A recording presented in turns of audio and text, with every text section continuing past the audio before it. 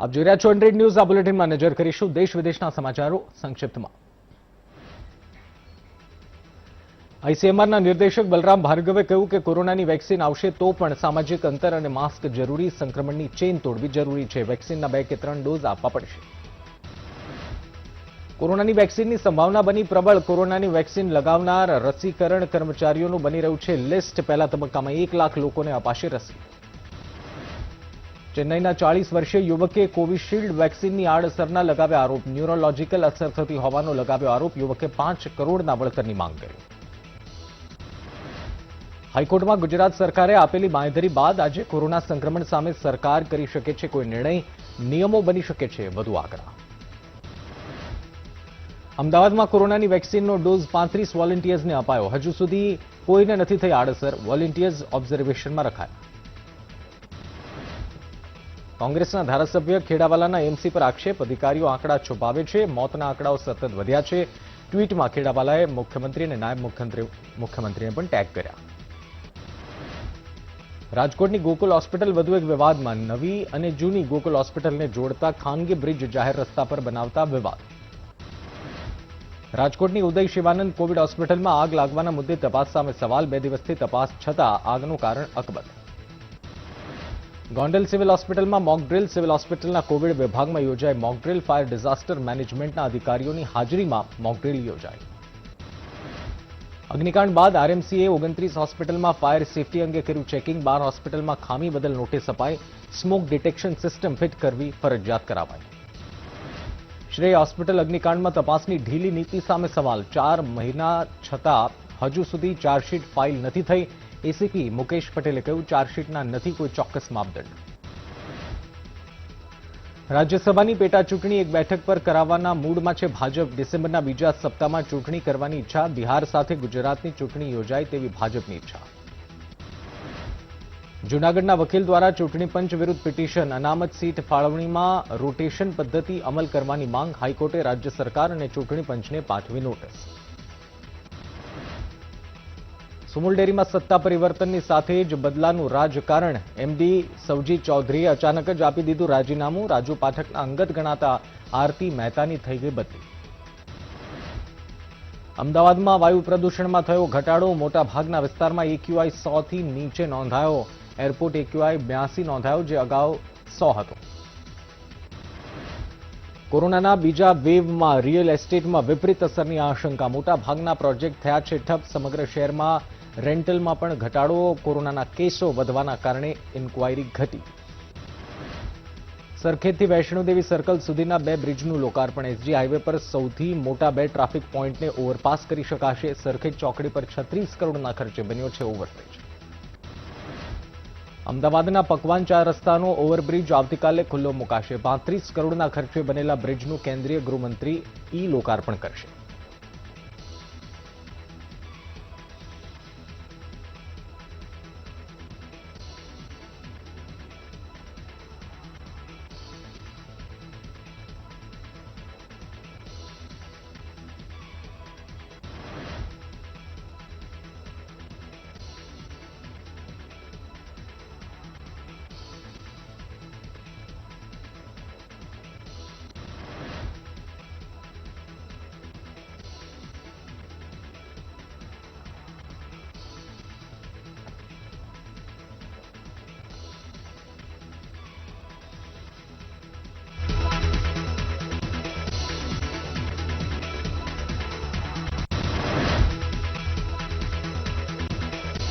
મેટ્રોની કામગીરીથી સ્થાનિકોની મુશ્કેલી વધી। અખબારનગરથી વ્યાસવાડીનો રસ્તો બંધ। નવા વાડદથી રૂટ ડાયવર્ટ કરાયો। અનેક વિસ્તારમાં રસ્તાઓ પણ ઉબડ-ખાબડ બન્યા। જેલમાં નિખિલ દોંગાને મદદ કરનાર સામે કાર્યવાહી। ગોંડલ સબ જેલના જેલર ડીકે પરમાર સહિત 6 લોકો સસ્પેન્ડ। જેલ એડિશનલ ડીજીપી દ્વારા કાર્યવાહી।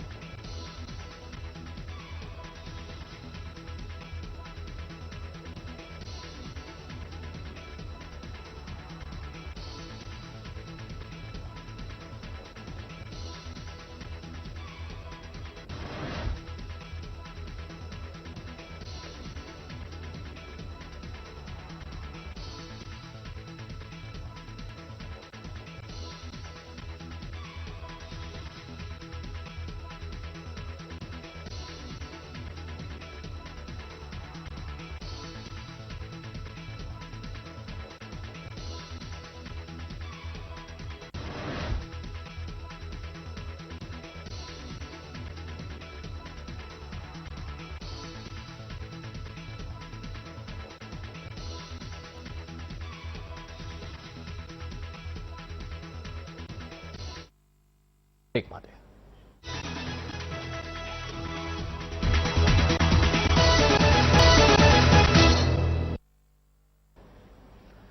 વેલકમ બેક 100 ન્યૂઝમાં આગળ વધીએ.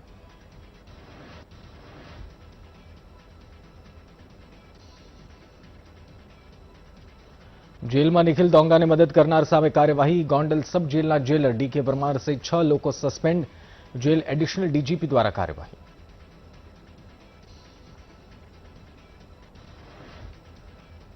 જૂનાગઢની નરસિંહ મહેતા યુનિવર્સિટીના વિદ્યાર્થીઓ નજીકના પરીક્ષા કેન્દ્રમાં આપી શકશે પરીક્ષા. પરીક્ષા માટે ઓનલાઈન ફોર્મ ભરવાની પ્રક્રિયા ચાલુ. 3 તબક્કામાં લેવાશે પરીક્ષા. અમરેલી જિલ્લાના મુંજિયાસરની અમિતા પટેલે લિંગ પરિવર્તન કરાવ્યું. સશસ્ત્ર ક્રિયા કરાવી. આદિત્ય પટેલ બન્યો. કાયદાકીય પ્રક્રિયાને અંતે હવે આદિત્ય સૌજીભાઈ રફાળિયા નામ ધારણ કર્યું. ક્વોરી એસોસિએશન દ્વારા કેવાયસી 2 ફોર્મ રદ કરવા માંગ. એસોસિએશને સીએમને લખ્યો પત્ર. સરકાર ફોર્મ રદ ન કરે ઉદ્યોગો બંધ કરવાની ચીમકી. ક્વોરી ઉદ્યોગથી સરકારને થાય છે મબલખ આવક. સુરેન્દ્રનગરના સવલાસ ગામની કેનાલમાં ગાબડું. નર્મદાની માઇનોર કેનાલમાં ગાબડું પડતા ખેતરોમાં ફરી વળ્યા પાણી. શિયાળુ પાકને મોટા પાયે નુકસાન. કોસંબા દરિયા કિનારે અલમદન નામની બોટ કિનારે લાંગરેલી મળી. પોલીસ તપાસમાં બોટ મુંબઈની હોવાનું આવ્યું સામે. હિંગળાજના રહીશોએ રેતી કાઢવા બોટ મંગાવી હોવાનું આવ્યું સામે. અમદાવાદના ગોતા ચાંદલોડિયા વિસ્તારમાં કોરોનાનું સંક્રમણ વધ્યું. અનેક સોસાયટીના લોકો કોરોના સંક્રમિત. અમદાવાદ સિવિલ હોસ્પિટલનો સ્ટાફ વધારાયો. અન્ય જિલ્લાઓમાંથી 70 ડોક્ટર્સ ડેપ્યુટેશન પર બોલાવાયા. વડોદરા, સુરત, રાજકોટ, જામનગરથી ડોક્ટર બોલાવાયા. કોરોનાના કેસ વધતા એમસીની કાર્યવાહી. ગુજરાત હાઈકોર્ટ સામે આવેલું ક્રોમા સેન્ટર સીલ કરાયું. સરકારની ગાઈડલાઈનનો ભંગ થતા 6 યુનિટ સીલ કરાયા. અમદાવાદમાં કોરોનાની સ્થિતિ વધુ બગડી હોવાના સંકેત. સુરતથી 30 વોલેન્ટિયર મોકલાયા. 2 ઓક્સિજન ટેન્ક અને વરિષ્ઠ તબીબો પણ ડેપ્યુટેશન પર ગયા. દિવાળી બાદ સુરતમાં એક્ટિવ કેસ વધ્યા. 10 દિવસમાં 546 એક્ટિવ કેસ વધ્યા. સુરત શહેરમાં રિકવરી રેટમાં પણ ઘટાડો. રિકવરી રેટ હવે ઘટીને 93% થયો. રાજકોટમાં માસ્ક બાબતે પોલીસે રોકતા પતિ પત્ની વચ્ચે ઝઘડો. પોલીસે વચ્ચે પડી પતિ પત્નીને જવા દીધા. સોશિયલ મીડિયામાં વિડીયો વાયરલ. સુરતમાં નાણાંની તંગીના કારણે ટેમ્પો ડ્રાઈવરનો આપઘાત. મૃતકે અન્ય મિત્ર પાસેથી પણ નાણાં ઉછીના લીધા હતા. લક્ષ્મણ ગિરસે નામના આરોપી સામે ગુનો દાખલ. અમરેલીના વડિયામાં વૃદ્ધ પતિએ પત્નીને સળગાવી. ક્રૂર પતિએ પેટ્રોલ છાંટી પત્નીને સળગાવવાનો પ્રયાસ કર્યો. પુત્રએ જ પિતા વિરુદ્ધ માતાની હત્યાની ફરિયાદ નોંધાવી. ઓખા શહેર કોંગ્રેસ પ્રમુખ અને આગેવાન પર અજાણ્યા શખ્સોનો હુમલો. જૂની અદાવતમાં હુમલો કરાયાનો આક્ષેપ. ઓખા પોલીસે તપાસ હાથ ધરી. મુન્દ્રામાંથી સરકારી સસ્તું અનાજ સગેવગે કરવાનું કારસ્તાન. ઘઉં અને ચોખાની બોરીઓ સહિત 2.49 લાખનો મુદ્દામાલ જપ્ત. 3 આરોપીઓની અટકાયત કરવામાં આવી. અમદાવાદના કાંકરિયામાં રજાના દિવસે પણ કર્ફ્યુ જેવો માહોલ. કાંકરિયામાં સહેલાણીઓની સંખ્યા 60% જેટલી ઘટી. કોરોનાને લીધે નથી આવી રહ્યા સહેલાણીઓ. સુરતથી દિવાળી પછીના 80%થી વધુ એડવાન્સ બુકિંગ રદ. મહારાષ્ટ્ર અને ગોવામાં આરટીપીસીઆર ટેસ્ટ છે ફરજિયાત. કોરોના ટેસ્ટ ફરજિયાત કરાતા બુકિંગ રદ. ગાંધીનગર સ્થિત અક્ષર મંદિર મંગળવારથી દર્શનાર્થીઓ માટે ખુલ્લું મુકાશે. સાંજે 4 થી 7:30 વાગ્યા સુધી મંદિરમાં પ્રવેશ મળશે. સાંજે 6:30 વાગે વોટર શો પણ શરૂ કરાશે. વડોદરામાં દુકાનો પર થતી ભીડ મુદ્દે કાર્યવાહી. 2 દિવસમાં 75 દુકાનો સીલ. એક જ દિવસમાં 1422 લોકોને દંડ ફટકારાયો. વડોદરાના કડક બજારના વેપારીઓનો નિર્ણય. કોરોના સંક્રમણના કારણે આજે અને કાલે માર્કેટ બંધ રહેશે. ગ્રોસરી, કરિયાણા, મીઠાઈ અને શાક માર્કેટના વેપારીઓ દ્વારા બંધ. વડોદરામાં કોરોનાનું સંક્રમણ વધતા નવા બજારના વેપારીઓએ સ્વયંભૂ બંધ પાડ્યો. કોરોના સંક્રમણ ન વધે તે માટે વેપારીઓ જોડાયા. રવિ અને સોમ 2 દિવસ બજાર બંધ રહેશે. સરકારની ગાઈડલાઈનથી વેડિંગ ઇન્ડસ્ટ્રીઝને નુકસાન. 100 લોકોની પરવાનગી મળતા 80% કાર્યક્રમ રદ. સરકાર નાનું રાહત પેકેજ જાહેર કરે તેવી માંગ. એમસીના સોલિડ વેસ્ટ વિભાગ દ્વારા માસ્ક ન પહેરનારા અને સામાજિક અંતરનું ભંગ કરનારા સામે કાર્યવાહી. સંજીવની હોસ્પિટલના કર્મચારીને ફટકાર્યો દંડ. અનેક રેસ્ટોરાં એકમો સીલ. અમદાવાદના ભદ્રકાળી મંદિરમાં લોકોની ભીડ. પોલીસે લોકોને સામાજિક અંતરનું કરાવ્યું પાલન. રવિવાર હોવાથી સવારથી લોકોની લાગી છે લાંબી લાઈન. અમદાવાદના અનેક વિસ્તારોમાં પોલીસનું ચેકિંગ. સાબરમતી નદીના તમામ બ્રિજ પર સઘન ચેકિંગ. નિયમોનું પાલન ન કરનાર સામે પોલીસની લાલા. જૂનાગઢના મોતીબાગ પાસે લોકોની ખરીદી માટે ભીડ, ખરીદી કરતા સમયે લોકો સામાજિક અંતર અને માસ્ક પહેરવાનું ભૂલ્યા, સરકારની ગાઈડલાઈનનું ખુલ્લેઆમ ઉલ્લંઘન. સુરેન્દ્રનગરમાં રવિવારે ભરાતી ગુર્જરી બજાર પણ બંધ કરાવાઈ, કોરોના સંક્રમણ અટકાવવા લેવાયો નિર્ણય, ભીડ એકત્ર ન થાય તે માટે નિર્ણય લેવાયો. વાલથેરા સરપંચ ભરત જાદવે રાત્રિ કર્ફ્યુ દરમિયાન ફરી ઉજવણી કરી, મેહુલ દાઈમા નામના યુવકનો હતો જન્મદિવસ, જન્મદિવસની ઉજવણીનો વિડીયો સોશિયલ મીડિયામાં વાયરલ. વાડોદરામાંથી ઓનલાઈન જ્વેલરી વેચતા યુવકના બેગની ચોરી થઈ, 10 લાખની કિંમતના દાગીનાની ચોરી, ઘરમાં રસોઈ માટે આવતા શખ્સે ચોરી કરી હોવાનો આક્ષેપ. સુરતમાં ઔદ્યોગિક વિસ્તારમાં વીજ ચોરી કરતી 4 કંપનીઓ સામે કાર્યવાહી, 2.98 કરોડની વીજ ચોરી ઝડપાઈ, કાર્યવાહીથી ઔદ્યોગિક એકમોમાં ફફડાટ. અરવલ્લીમાં ટાયર ફાટતા 2 કાર વચ્ચે અકસ્માત, રોંગ સાઈડમાં આવતી કારને લીધે અડફેટે, અકસ્માતમાં 2 લોકોના મોત. દુર્લભ કેસ મામલે ક્રાઇમ બ્રાન્ચે 3000 પાનાની ચાર્જશીટ કોર્ટમાં રજૂ કરી, 113 સાક્ષીઓના નિવેદન લેવામાં આવ્યા, સીસીટીવી ફૂટેજનો પણ ચાર્જશીટમાં ઉલ્લેખ. બનાસકાંઠામાં શેરાઉ દૂધ મંડળીના મંત્રી અને ચેરમેને 38 લાખની કરી ઉચાપત, દૂધમાં રોજ 50 લીટર પાણીની કરતા હતા ભેળસેળ, મંત્રી અને ચેરમેન વિરુદ્ધ થરાદ પોલીસ સ્ટેશનમાં ફરિયાદ. નવા કૃષિ કાયદા વિરુદ્ધ ખેડૂતોના વિરોધ પ્રદર્શનનો ચોથો દિવસ, ખેડૂતોનો નિર્ણય, દરરોજ સવારે 11 વાગે બેઠક બાદ ઘડાશે આગળની રણનીતિ. અમિત શાહે કૃષિ કાયદાનો વિરોધ કરતા ખેડૂતોને કરી અપીલ, કહ્યું ભારત સરકાર ખેડૂતો સાથે ચર્ચા માટે તૈયાર છે, અમિત શાહની અપીલ પર ખેડૂતોએ વિચાર કરવાનો નિર્ણય કર્યો. કૃષિ કાયદાના વિરોધમાં મળેલી ખેડૂતોની બેઠક પૂર્ણ, સિંધુ બોર્ડર પર જ ખેડૂતો કરશે વિરોધ પ્રદર્શન, કેન્દ્ર સરકારના પ્રસ્તાવને ખેડૂતોએ ફગાવ્યો, હાલ ખેડૂતો સિંધુ સરહદે જ કરશે વિરોધ પ્રદર્શન. નવા કૃષિ કાયદા સામે વિરોધના ભાગરૂપે દિલ્હી ગાઝીપુર બોર્ડર પર મોટી સંખ્યામાં ખેડૂતોનો જમાવડો, લોકોને અવરજવરમાં પડી રહી છે મુશ્કેલી. ખેડૂતોના આંદોલન પર હરિયાણા સીએમએ કહ્યું કે જો પરિસ્થિતિ વણસી તો કેપ્ટન અમરિંદરસિંહ જવાબદાર રહેશે, ખેડૂતો સાથે વાતચીતથી લાવી શકાશે સમાધાન. ખેડૂતો મુદ્દે રાહુલના સરકાર પર પ્રહાર, ટ્વીટ કરી લખ્યું કે ખેડૂતોની આવક બમણી કરવાનું વચન આપ્યું હતું, મોદી સરકારે આવક તો અનેક ગણી વધારી, પરંતુ અદાણી અંબાણી. ખેડૂતોના વિરોધ પર બોલ્યા કૃષિ મંત્રી નરેન્દ્રસિંહ તોમર, કહ્યું વાતચીત દ્વારા નીકળશે રસ્તો, દુષ્પ્રચારથી ભરમાશો નહીં. ખેડૂતોના વિરોધ પર કૃષિ મંત્રીએ કહ્યું કે ખેડૂતોની સમસ્યાનું સમાધાન કરાવવા સરકાર તમામ પ્રયાસ કરશે, મંત્રીઓ અને અધિકારીઓ સામે 3 બિલને લઈ સરકારે ચર્ચા કરી. હરિયાણાના ખેડૂતના સમર્થનમાં ભૂપેન્દ્રસિંહ હુડ્ડા, કહ્યું કે ખેડૂતોનું સરકાર અપમાન કરી રહી છે, તે દુઃખદ, સમગ્ર દેશના ખેડૂતો સાચી દિશામાં આંદોલન કરી રહ્યા છે. નવા કૃષિ કાયદા સામે ખેડૂતોના વિરોધને અન્ના હજારેનું સમર્થન, અન્ના હજારેએ કહ્યું કે ખેડૂતો દેશના દુશ્મન નથી, સરકાર સમગ્ર મામલાનું સમાધાન લાવે તેવી અન્ના હજારેની માંગ. ખેડૂતોના આંદોલન મુદ્દે શાહનવાઝ હુસૈને કહ્યું કે અમે ખેડૂતોની ચિંતા કરતા આવ્યા છીએ અને કરતા રહીશું, અમે જે નિર્ણય કરીએ છીએ તે ખેડૂતોના હિતમાં કરીએ છીએ. દિલ્હીના ખેડૂતોના વિરોધ પ્રદર્શન પર શિવસેનાના સાંસદ સંજય રાઉતે કહ્યું કે ખેડૂતોની સાથે આતંકવાદીઓ જેવું વર્તન થાય છે, આ રીતે વર્તન કરવું તે દેશના ખેડૂતોનું અપમાન. મન કી બાતમાં પીએમ મોદીએ કૃષિના કાયદા વિશે કહ્યું કે આ કાયદાથી ખેડૂતો માટે નવા રસ્તા ખુલશે, આ કાયદાથી ખેડૂતોના અનેક બંધન સમાપ્ત થયા અને નવા અધિકાર પણ મળ્યા. મન કી બાતમાં પીએમ મોદીએ કહ્યું કે આવતીકાલે ગુરુ નાનક દેવજીના 551માં પ્રકાશ પર્વની ઉજવણી કરીશું. ગુરુ ગ્રંથ સાહિબના કહેવાયું છે કે સેવકની સેવા બની આવી એટલે સેવકનું કામ સેવા કરવાનું છે. આવતીકાલે પીએમ મોદી સંસદીય ક્ષેત્ર વારાણસીની રહેશે મુલાકાત, દેવ દિવાળીના કાર્યક્રમમાં રહેશે ઉપસ્થિત, ગંગા તટ પર 11 લાખ દીવડાઓથી કરાશે રોશની. જેને અમે મિત્ર સમજતા હતા તે અમે દુશ્મન માની બેઠા છે, આદિત્ય ઠાકરેના ભાજપ પર પ્રહાર, કહ્યું અમે કોઈ સાથે દુશ્મનાવટ કરી નથી. બોલિવૂડ અભિનેત્રી ઉર્મિલા માતોંડકર આવતીકાલે શિવસેનામાં જોડાશે, મુંબઈ ઉત્તર બેઠક પરથી ઉર્મિલા માતોંડકર લડ્યા હતા લોકસભાની ચૂંટણી.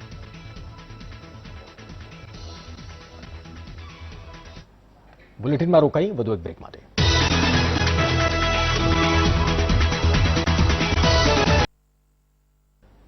Welcome back. 100 ન્યૂઝમાં આગળ વધીએ. દિલ્હી સરકારના 50% કર્મચારીઓ ઘરેથી કામ કરશે, સરકારના વર્ક ફ્રોમ હોમના પ્રસ્તાવને ઉપરાજ્યપાલની મંજૂરી. બિહાર રાજ્યસભાની ચૂંટણીમાં આરજેડી ખેલી શકે છે મોટો દાવ, રામવિલાસ પાસવાનની પત્ની રીના પાસવાન બની શકે છે ઉમેદવાર. છત્તીસગઢમાં નક્સલીઓના સીઆરપીએફ પર હુમલો, 1 અધિકારી સહિત 7 જવાન ઘાયલ. વાજિદ ખાનની પત્ની કમલ રૂખનો સોશિયલ મીડિયા પર ખુલાસો, પરિવાર દ્વારા જબરદસ્તી ઇસ્લામ ધર્મ કબૂલવા દબાણ. यूपीમાં લવ જિહાદ મામલે નોંધાઈ પ્રથમ ફરિયાદ, બરેલીમાં ફરિયાદ. આરજેડીના અધ્યક્ષ લાલુ પ્રસાદ યાદવની મુશ્કેલી વધી, વાયરલ થઈ રહેલી કથિત ઓડિયો ક્લિપને તપાસ માટે એફએસએલમાં મોકલાઈ. મુંબઈમાં લિફ્ટમાં ફસાઈ જવાના કારણે 5 વર્ષીય બાળકનું મૃત્યુ. यूपीના અલીગઢમાં ભાજપ નેતાની સરકારી કારના ટાયરની ચોરી, અજાણ્યા શખ્સો ટાયરની ચોરી કરી ફરાર. હૈદરાબાદ મહાપાલિકાની ચૂંટણીને લઈ રોડ શો યોજ્યા બાદ અમિત શાહે કહ્યું, આ વખતે ભાજપનો મેયર બચશે. ચૂંટણી પ્રચારમાં અમિત શાહે કહ્યું કે હૈદરાબાદ મુશ્કેલીમાં હતું ત્યારે ઓવેસી ક્યાં હતા. હૈદરાબાદમાં ઓવેસીએ ભાજપ પર પ્રહાર કરતા કહ્યું, આ ચૂંટણી પ્રચારમાં ભાજપે એટલા લોકોને બોલાવ્યા છે, હવે માત્ર ડોનાલ્ડ ટ્રમ્પનું આવવાનું બાકી. હૈદરાબાદનું નામ ભાગ્યનગર કરવાના મુદ્દે આક્ષેપ પ્રતિ આક્ષેપ યથાવત. ગૌતમ અદાણીએ દરરોજની કમાણીમાં મુકેશ અંબાણીને કર્યા પાછળ. બ્લુમબર્ગ બિલિયોનેર્સ ઇન્ડેક્સ અનુસાર જાન્યુઆરી 28 નવેમ્બર સુધી અદાણીની નેટવર્થ 1.52 લાખ કરોડ રૂપિયા. દેશના રેલવે સ્ટેશન પર કુલડીમાં મળશે 4 રેલવે સ્ટેશન પર જોવા મળશે ઇકો ફ્રેન્ડલી કુલડી. કથિત રોશની કૌભાંડ મુદ્દે મહેબૂબા મુફ્તીનું નિવેદન સ્કીમને સ્કેમની જેમ રજૂ કરવામાં આવ્યું. કલમ 370 પર મહેબૂબા મુફ્તીએ કહ્યું, ભાજપ અહીં પોતાની સિસ્ટમ લાગુ કરવા માંગે છે. ભારતે ચીન સાથે તણાવ વચ્ચે પેંગોંગમાં મરીન કમાન્ડો કર્યા તૈનાત. ઉત્તર કોરિયાના નેતા કિમ જોંગનો આદેશ, નિયમોનું પાલન ન કરનારને ગોળી મારવાના આદેશ. રશિયાની મીડિયા પ્રેક્ટે દાવો કર્યો કે રાષ્ટ્રપતિ પુતિનના 1 મહિના સફાઈ કર્મચારી સાથે હતા સંબંધ. જાપાનમાં મોટી સંખ્યામાં લોકો કરી રહ્યા છે આપઘાત. ઓક્ટોબર મહિનામાં 2153 લોકોએ આપઘાત કર્યો. પાકિસ્તાનની ક્રિકેટ ટીમના કેપ્ટન બાબર આઝમ પર લાગ્યો યૌન શોષણનો આરોપ. લગ્નની લાલચ આપી યૌન શોષણ કર્યાનો આરોપ. ઓસ્ટ્રેલિયા સામે બીજી વનડેમાં મેચમાં ભારતની 51 રનથી હાર. ભારત ઓસ્ટ્રેલિયાની મેચમાં ભારતીય યુવાને ઓસ્ટ્રેલિયન યુવતીને કર્યું પ્રપોઝ. યુવતીએ તેનું પ્રપોઝલ એક્સેપ્ટ કરી પહેરી રિંગ. પબજી ગેમ રિલોન્ચની થઈ પુષ્ટિ. કંપની ડિસેમ્બરના પહેલા અઠવાડિયામાં ગેમને ફરી કરી શકે છે લોન્ચ. ઈપીએફઓએ લાઈફ સર્ટિફિકેટ રજૂ કરવાની અંતિમ તારીખ 28 ફેબ્રુઆરી 2021 સુધી લંબાવી. આઈટાટની બેન્ચે ભાડાથી થતી આવક પરના ટેક્સ અંગે કરી સ્પષ્ટતા. જો ભાડુઆત કોઈ સંપત્તિના માલિકને ભાડું નથી ચૂકવી રહ્યો તો સંપત્તિના માલિકને તેના પર નહીં ભરવો પડે ઇન્કમ ટેક્સ. બિગ બોસ 14માં સિંગર નેહા કક્કડની થવાની છે એન્ટ્રી. શોના પ્રોમોમાં નેહા પોતાના ભાઈ ટોની સાથે જોવા મળે છે. ये रिश्ता क्या कहलाता है ની અભિનેત્રી દિવ્યા ભટનાગર કોરોનાગ્રસ્ત. તબિયત લથડતા દિવ્યાને વેન્ટિલેટર પર શિફ્ટ કરાઈ. બોલિવૂડની અભિનેત્રી આલિયા ભટ્ટે મુંબઈમાં ખરીદ્યો બીજો ફ્લેટ. આલિયાએ બાંદ્રામાં ખરીદ્યો નવો ફ્લેટ. સિંગર આદિત્ય નારાયણના 1 ડિસેમ્બરના રોજ લગ્ન બાદ રિસેપ્શનમાં તેમણે પીએમ મોદી, અમિતાભ બચ્ચનને આપ્યું આમંત્રણ.